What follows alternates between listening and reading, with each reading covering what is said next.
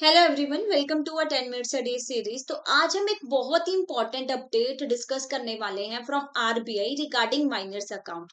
तो update actual में क्या है और किसको फॉलो करना है, और एज अ जैब स्टूडेंट आपके लिए वो अपडेट जो है क्या रोल प्ले करता है from examination point of view, तो वो सब हम डिस्कस करेंगे।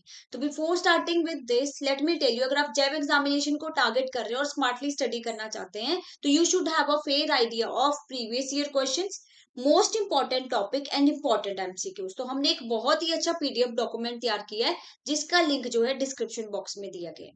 तो चलिए स्टार्ट करते हैं। सबसे पहले माइनर्स अकाउंट क्या है, माइनर कौन है? माइनर इंडिया में वो है जिसकी एज जो है लेस देन 18 ईयर है। आरबीआई ने पहले भी गाइडलाइंस दी थी regarding opening and deposits of minor account. तो अब उन्होंने उसको अपडेट किया, तो वो अपडेट करने की जरूरत क्या पड़ी आरबीआई को और किसको फॉलो करना है, किसके लिए, वो हम अब देखते हैं। देखिए, ऑब्जेक्टिव ये था कि उसको हार्मोनाइज एंड रैशनलाइज करना है जो पहले की गाइडलाइन थी, मतलब प्रैक्टिकल हो, यूजफुल हो और बैंक उसको इजीली इंप्लीमेंट कर सके। क्योंकि आरबीआई कौन है? Bankers of bank. तो आरबीआई जो भी गाइडलाइन निकालते हैं वो बैंक के लिए निकाली जाती है, जो फॉलो करनी पड़ती है उनको, सो दैट कि कस्टमर के लिए इजी हो हर एक प्रोसेस। इशू की रिजर्व बैंक ऑफ इंडिया ने, और एप्लीकेबल कहाँ पे है? All commercial banks, urban state cooperative banks and DCGB को फॉलो करना है। एंड मोस्ट इंपॉर्टेंट थी कि कब तक फॉलो करना है, डेट क्या है? जुलाई 1 2025 तक ये पॉलिसी जो है, ये गाइडलाइन जो भी है वो इम्प्लीमेंट हो जानी चाहिए। और ये दी है बैंकिंग रेगुलेशन एक्ट 1949 के सेक्शन 35A एंड 56 में। अब डिस्कस करेंगे कि आरबीआई ने क्या अपडेट की है जो प्रीवियस गाइडलाइन थी। पहले भी आरबीआई ने कुछ चीजें मेंशन की थी कि जो माइनर है उनका अकाउंट ओपन हो सकता है as per the natural guardian, और कुछ उनको फैसिलिटीज प्रोवाइड की थी लिमिट में। पर अब आरबीआई ने उसी गाइडलाइन को अपडेट किया है। आरबीआई ने कहा है कि हर एक बच्चा minor of any as can open account by natural legal guardian including mother. तो यहाँ पे कई बार क्या होता है, थोड़ा सा ना कंफ्यूजिंग रहता है बैंक के लिए कि अगर मदर अकाउंट ओपन करवाने जाते हैं तो बैंक रिफ्यूज कर देते थे, जिसको हम पढ़ेंगे नेक्स्ट। हमारा वही है कि मदर एज अ गार्डियन पे बैंक ने क्या रूल अप्लाई किए हैं अब। तो अब नेचुरल गार्डियन में हमें ध्यान रखना है मदर, फादर या जो भी उनके लीगल गार्डियन है। तो क्या अपडेशन है कि minor of any as can open account. अब जो माइनर जिनकी एज जो है ग्रेटर देन 10 ईयर्स है, वो अपना अकाउंट इंडिपेंडेंटली ऑपरेट कर सकते हैं as per the bank policy, मतलब वो विड्रॉल कर सकते हैं और भी फैसिलिटीज अवेल कर सकते हैं। जैसे आजकल क्या है, बहुत ज्यादा डिजिटल ट्रांजेक्शन होते हैं, यूपीआई यूज कर सकते हैं, स्कैनर यूज कर सकते हैं, मतलब उनको अलाउ है इंडिपेंडेंटली ऑपरेट करना, बट कुछ बैंक की पॉलिसी के हिसाब से ही। अब जब उनकी एज जो है 18 ईयर की हो जाती है तो फ्रेश इंस्ट्रक्शंस बैंक इशू करता है और केवाईसी की रिक्वायरमेंट पड़ती है। उस सिनेरियो में क्या होता है, बैंक कहता है माइनर को कि आपके जो है सिग्नेचर चेंज हो गया। अब वो वहां ब्रांच में जाके सिग्नेचर वेरीफाई करवाते हैं। बैलेंस कंफर्म करना पड़ता है माइनर से और जो भी उनका नेचुरल गार्डियन था कि इतना ही अमाउंट था या कुछ चेंजेस आए, और भी इंस्ट्रक्शन इशू होती है। तो एडिशनल फैसिलिटीज क्या मिलती हैं माइनर को? जैसे एटीएम कार्ड उनको मिलता है, इंटरनेट बैंकिंग अलाउड होती है based on the risk policy. देखिए, बैंक कई बार चेकबुक इशू नहीं करते हैं माइनर्स को, और इंटरनेट बैंकिंग भी हर एक बैंक का अपना अपना क्राइटेरिया होता है। जैसे कुछ बैंक्स ने लिमिट रखी है विड्रॉल की कि आप पर मंथ जो है 2000 to 3000 तक ही विड्रॉल कर सकते हो एज अ माइनर। तो वहां पे रिस्ट्रिक्शंस है कुछ, वो बैंक पे डिपेंड करता है। क्रेडिट बैलेंस जो है उनका ओवरड्राफ्ट अलाउड नहीं है माइनर को, ये चीज हमने ध्यान रखनी है कि नो ओवरड्राफ्ट अलाउड। बैलेंस जो है नेगेटिव में नहीं होना चाहिए, और due diligence time to time होती रहती है और होनी चाहिए।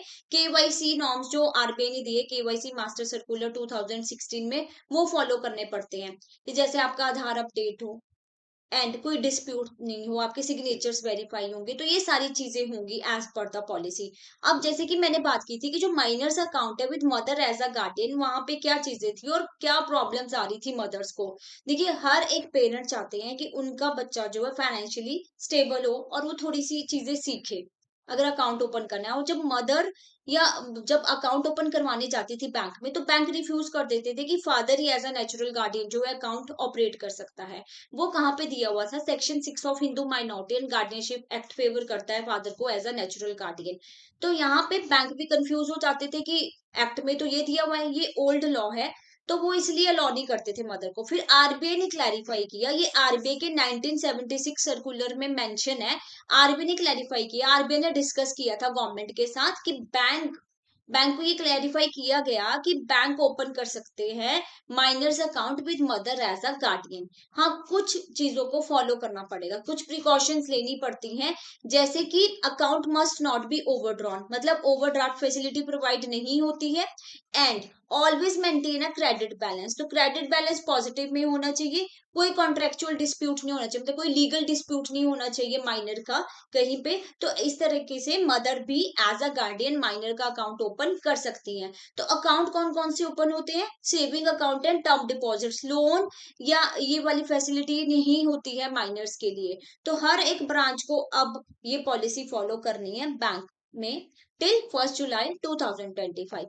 अब हमने देखना है कि बैंक को क्या इंश्योर करना है in minors account to avoid legal complications. इसका आंसर आप कमेंट बॉक्स में कीजिएगा, आपका होमवर्क क्वेश्चन है।